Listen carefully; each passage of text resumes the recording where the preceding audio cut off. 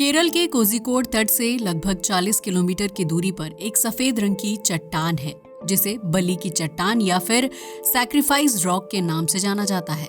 इस चट्टान को कुछ लोग श्रापित मानते हैं तो कुछ लोग इसका संबंध बलिदान से जोड़कर देखते हैं। वैसे तो इस चट्टान का साइज कुछ खास बड़ा नहीं है, लेकिन फिर भी केरल घूमने के लिए आने वाले पर्यटकों के बीच इस चट्टान की लोकप्रियता एक अलग ही लेवल पर पहुंच गई है। तो आइए आज के इस वीडियो में हम आपको बताते हैं बलि की चट्टान की अनोखी कहानी। क्या है बलि की चट्टान? इस चट्टान को स्थानीय लोग वेलियम कल्लू कहकर पुकारते हैं, जिसका हिंदी में मतलब सफेद सिल्वर रंग की चट्टान होता है। इस चट्टान का आकार यानी क्षेत्रफल लगभग 4.5 मील के आसपास होगा, जो पानी के अंदर 22 से 25 मीटर की गहराई में समाई हुई है। इस चट्टान की उत्पत्ति को लेकर कई तरह की लोक कथाएं प्रचलित हैं, जिसमें से एक कथा रामायण काल से जुड़ी हुई है। बताया जाता है कि जब भगवान राम और रावण का युद्ध हो रहा था तो उस बीच मेघनाद के एक बाण से लक्ष्मण जी मूर्छित हो गए थे। उन्हें वापस होश में लाने के लिए संजीवनी बूटी की जरूरत थी, इसलिए हनुमान जी को हिमालय पर्वत श्रृंखला में संजीवनी बूटी के पहाड़ से बूटी लाने को कहा गया। लेकिन हनुमान जी को संजीवनी बूटी की पहचान नहीं थी, इसलिए वो पर्वत के एक हिस्से में पूरा का पूरा पहाड़ उठाकर अपने साथ ले आए। उस बूटी से लक्ष्मण जी तो ठीक हो गए थे, लेकिन अब सवाल ये था कि इतने बड़े पर्वत को कहाँ रखा जाए, क्योंकि अगर संजीवनी बूटी राक्षसों या फिर किसी गलत इंसान के हाथों में पड़ जाती तो उसका दुरुपयोग किया जा सकता था। हनुमान जी ने लंका के इर्द गिर्द ऊंचे ऊंचे पहाड़ों और जंगलों में संजीवनी बूटी के पहाड़ को तोड़कर बिखेरने का फैसला किया था। लेकिन जब वो पहाड़ को लंका की तरफ ले जा रहे थे तो उसका एक टुकड़ा समुद्र में गिर गया। वही टुकड़ा बाद में समुद्र की सतह पर दिखाई देने लगा था, जिसे वर्तमान समय में व्हाइट सिल्वर स्टोन कहा जाता है। 19वीं शताब्दी के दौरान एक ब्रिटिश अधिकारी की नजर इस चट्टान पर पड़ी थी, जिसने एक किताब में इसका जिक्र धरती पर पहले मानव के पैर के निशान के रूप में किया है। ब्रिटिश अफसर ने लिखा कि मालाबार के पास समुद्र में एक चट्टान है जिसके ऊपर एक पांव का निशान बना हुआ है। ये पांव का निशान आदम का है, जो चट्टान पर पैर रखकर भारत से श्रीलंका गए थे। इसी तरह जहाज से सफर करने वाले कई विदेशी नागरिकों की नजर भी इस सफेद रंग की चट्टान पर पड़ी थी, जिसे लेकर हर किसी ने अपनी राय दी थी और इस वजह से चट्टान को लेकर अलग अलग कहानियां और लोक कथाएं मशहूर हैं।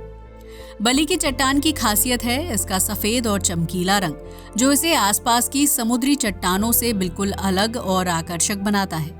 वहीं अगर इतिहास की बात करें तो 16वीं शताब्दी के दौरान पुर्तगाली व्यापारी भारत आए और उन्होंने केरल के इस समुद्री इलाके में कब्जा कर लिया था। लेकिन स्थानीय इलाके के शासक और व्यापारियों को पुर्तगालियों का कब्जा करना बिल्कुल भी मंजूर नहीं था, इसलिए उन्होंने पुर्तगालियों के जहाजों पर हमला करना शुरू कर दिया। लेकिन पुर्तगालियों के पास विशालकाय जहाज होते थे, जबकि स्थानीय नाविकों के पास छोटी छोटी नावें होती थीं और इस वजह से उन्हें जंग के दौरान काफी संघर्ष करना पड़ता था। स्थानीय नाविकों ने पुर्तगालियों के हमले से बचने के लिए अपनी नाव को उसी सफेद और चमकीली चट्टान के पीछे छिपाने का फैसला किया, ताकि बड़े जहाजों पर खड़े अफसरों को छोटी नावें ना दिखाई दें। इस तरह स्थानीय नाविक चट्टान के पीछे छिपकर पुर्तगाल के जहाजों पर हमला करते थे, जिसकी वजह से ये चट्टान उन लोगों के लिए रक्षक और समुद्र में एक सुरक्षित ठिकाना बन गई थी। पुर्तगाल के लोगों ने इस चट्टान को समुद्री लुटेरों की चट्टान कहना शुरू कर दिया, जिसके ऊपर वो बारूद से गोले दागते थे और उन गोलों के निशान आज भी चट्टान पर हैं। इस चट्टान के पीछे छिपकर पुर्तगालियों से युद्ध लड़ने वाले नाविकों के सरदार का नाम कुंजली था, जो स्थानीय शासक के लिए काम करता था। बताया जाता है कि एक बार कुंजली ने एक पुर्तगाली जहाज पर कब्जा कर लिया था और उसमें मौजूद सिपाहियों को मौत के घाट उतार दिया था, जबकि ये हत्याकांड उसी चट्टान के ऊपर किया गया था। जब पुर्तगालियों को पता चला कि उनके साथियों की हत्या कर दी गई है तो उन्होंने उस चट्टान को बलि की चट्टान यानी सैक्रिफाइस रॉक नाम दे दिया था। लेकिन पुर्तगाल के लोगों ने अपने साथियों की मौत का बदला लिया और कुंजली और उसके साथियों को पकड़कर मौत के घाट उतार दिया, जिसके बाद कुंजली के भतीजे ने अपने चाचा की मौत का बदला लेने का फैसला किया था। इसके लिए उसने पुर्तगालियों के जहाज पर हमला किया और लगभग 100 से ज्यादा पुर्तगालियों को उसी चट्टान पर मौत के घाट उतार दिया। इस तरह ये चट्टान मौत का घर बनती चली गई थी। इसके विपरीत एक कहानी ये भी है कि पुर्तगालियों ने मालाबार पर कब्जा करने के लिए स्थानीय शासक को डराने की कोशिश की थी, जिसके लिए उन्होंने हज के लिए जा रहे एक जहाज को अपने कब्जे में ले लिया। जहाज में सवार मुसलमानों ने पुर्तगालियों को सोना चांदी देने का वादा किया, लेकिन पुर्तगालियों को पूरा मालाबार चाहिए था। इसलिए उन्होंने जहाज में सवार लोगों को चट्टान पर खड़ा किया और फिर एक एक करके उनकी हत्या कर दी, जिसकी वजह से इसे बलि की चट्टान कहा जाता है।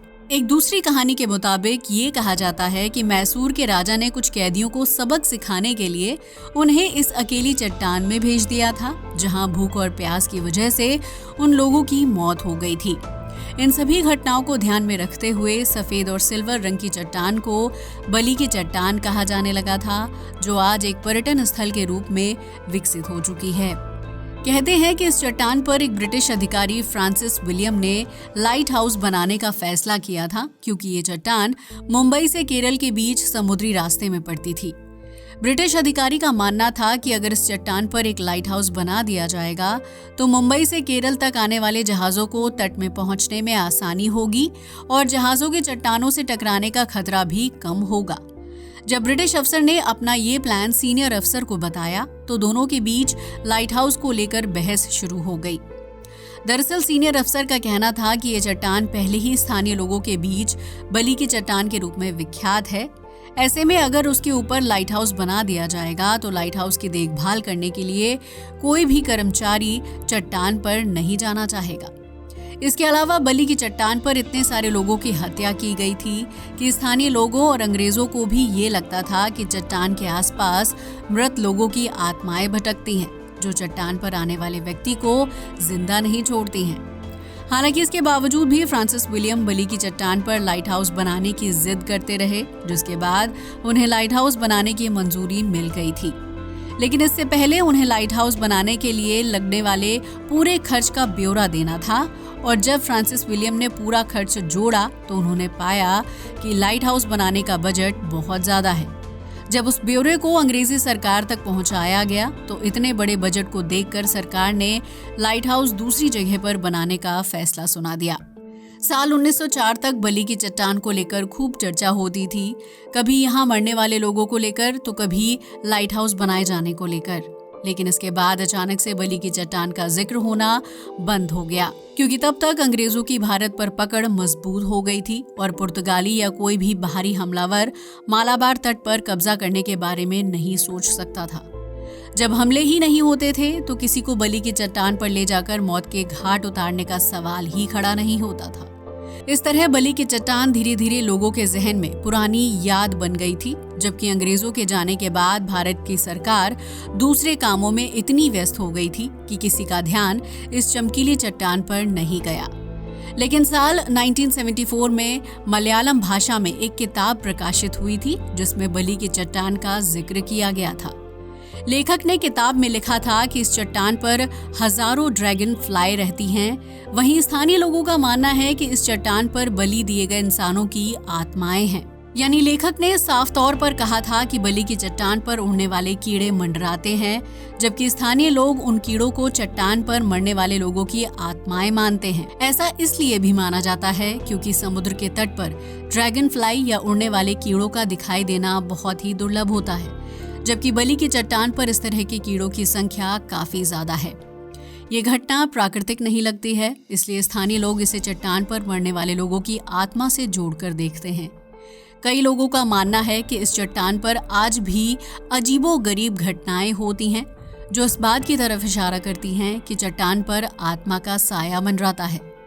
वैसे तो बलि की चट्टान एक पर्यटन स्थल है, जहां पर्यटक समुद्री पक्षियों को देखने के लिए इकट्ठा होते हैं, लेकिन इस चट्टान पर खड़े रहने के दौरान कई लोगों ने नकारात्मक शक्तियों का आभास किया है, जबकि चट्टान पर बारूद के गोले के निशान अक्सर लोगों के गिरने या फिर पैर फिसलने की वजह बन जाते हैं। यही वजह है कि सैक्रिफाइस रॉक पर जाने से पहले पर्यटकों को मंजूरी लेनी होती है। हालांकि दिन के समय इस छोटी सी चट्टान पर काफी ज्यादा भीड़ भाड़ और चहल पहल देखने को मिलती है, लेकिन रात होते ही चट्टान के आसपास का इलाका सन्नाटे की गोद में सो जाता है, जबकि चट्टान के इर्द गिर्द उड़ने वाले कीड़े दिखाई देने लगते हैं। अब हम ये तो नहीं जानते हैं कि इन कीड़ों का ताल्लुक चट्टान पर मौत के घाट उतारे गए लोगों से है या नहीं, लेकिन इनकी मौजूदगी से चट्टान से समुद्र का बेहद खूबसूरत और आकर्षक नजारा दिखाई देता है।